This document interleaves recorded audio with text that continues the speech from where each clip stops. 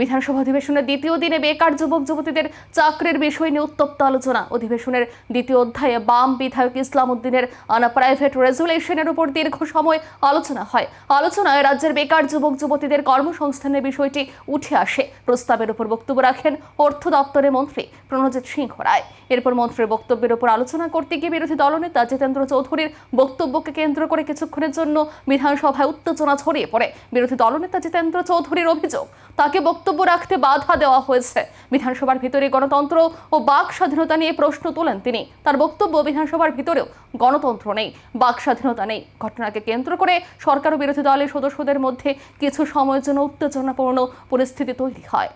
কিন্তু গত 8.5 বছরে কতজন শিক্ষক কর্মচারী রিটায়ারমেন্টে গেল? একমাত্র শিক্ষা দপ্তরে 16,000 শিক্ষক রিটায়ারমেন্টে গেছে, অন্যান্য দপ্তর মিলে এটা 30 সহস্রাধিক। তাহলে আপনি নতুন পোস্ট ক্রিয়েট করলেন না, ভ্যাকান্সি ফিল আপ করলেন না। এই 22,000 করার পরও আপনারা আসার আগে যত কর্মচারী ছিল সেই সংখ্যা থেকেই তো প্রায় পার্মানেন্ট চাকরির 12 থেকে 15,000 গ্যাপ হয়ে গেল। তারপরে নন পার্মানেন্ট অর্থাৎ এই অনিয়মিত এগুলি ধরলে তো এটা প্রায় 50,000। কি করে সরকার চলছে? অর্থমন্ত্রী আবার বলছেন আমরা আউটসোর্সিং করছি, আমরা চুক্তিভিত্তিক দিচ্ছি। আউটসোর্সিং মানে এটা কি?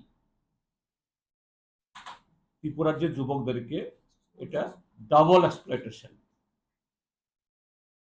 দুবার ত্রিপুরার যে যুবকদেরকে শোষণ করা। একদিকে হলো এই আউটসোর্সিং এর মাধ্যমে যে কন্ট্রাক্টর যারা সাপ্লাই করে তারা ওই বাইরে থেকে সস্তা শ্রমিক নিয়ে এসে ঢুকিয়ে দেয়, এখানে আমাদের ছেলেমেয়েরা বঞ্চিত হয়। এটা এক ধরনের শোষণ ত্রিপুরার যে যুবকদের বিরুদ্ধে। আর একটা শোষণ হলো সরকারি চাকরি মানে হলো সেখানে এসটি এসসি রিজার্ভেশন থাকবে, এখানে থাকে না।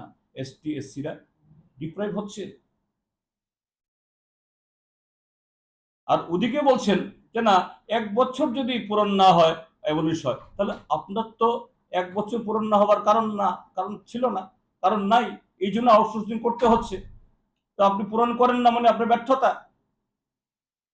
আর এগুলি যখন আমরা বলছি মাইক বন্ধ করে দিচ্ছে। আমি বিধানসভার বিরোধী দল নেতা, বিধানসভার পদমর্যাদা অনুযায়ী একদিকে লিডার অফ হাউস মাননীয় মুখ্যমন্ত্রী, আরেকদিকে লিডার অফ দ্য অপোজিশন। অথচ